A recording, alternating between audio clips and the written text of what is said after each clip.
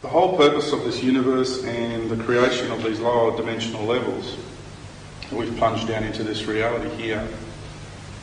And what we say about the grand plan of creation was Lucifer holds the white light of knowledge, and so therefore he's got the knowledge on how to build, how to manifest things into physical being, into reality with that physical knowledge. Like you have a suburb, and then you have people that come in and they build the infrastructure, they build the roads and the houses and the sewerage and what have you, and then the people move in and occupy that reality, that realm. It's the same.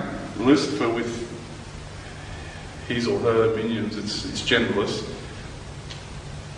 came down into these lower frequencies, and with the help of what's called the seraphim angels, the seraphic angels, which are the serpentine energy of angels,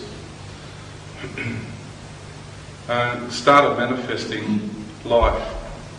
The first forms of life that was manifested in these lower levels of reality were like insect in nature. They were just mechanical beings that just did.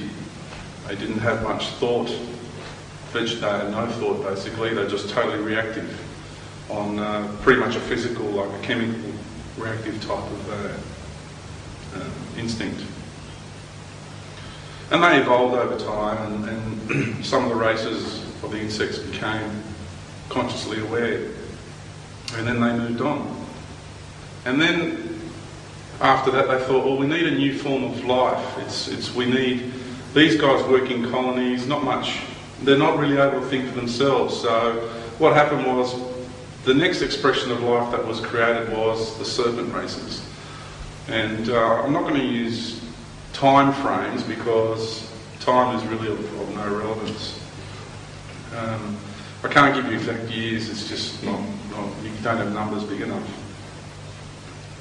Trillions of years ago, okay, it was the insects. Billions of years ago was the serpents. That's where I'll live it. And the serpents came down, and with that energy of the white light of physical knowledge, they were able to go throughout these lower frequencies of realities, fourth dimension down to the third dimension, and build and create. And they had no one to go up against them, so they totally dominated and ruled, and they become very arrogant, very violent, and very evil because they had no point of reference basically. They were just given free rein, and they were able to do whatever they wanted to do, and that's the way they were. And they know exactly what I'm saying because they're here with me today. And there is, they know this needs to be said. And they were really quite, brutal. And it took a while before God said, right, now I wish to have in this lower void, and that's why it's known as the void, we bring in the energy now of the white light, another set of beings. No one known as the bird tribes. And the serpents started gathering around an area known as Alpha Draconis. And the reason for that is star systems, like planets are beings, you're a being, and planetary bodies are being. Star systems are beings too. Okay, a galaxy is a being. We're all, it's different beings and broken down in different aspects. And so the being that played the role of Alpha Draconis started attracting life, like you as a being attracts certain cultures of bacteria, certain cultures of viruses upon your own body, and they are all life forms, and you are a multicultural universe unto yourself. So it's just a fractal of the greater. So what I'm explaining is nothing crazy or, it's just an understanding of a high level of understanding there. And so they started gathering because the energies were right in Alpha Draconis for all these beings together. And then once the bird tribes came in, they started gathering around a place called Lyra, which is specifically around Vega, and that's where the Federation started a long time ago with its headquarters there. And after they sort of had differences for a very, very long time,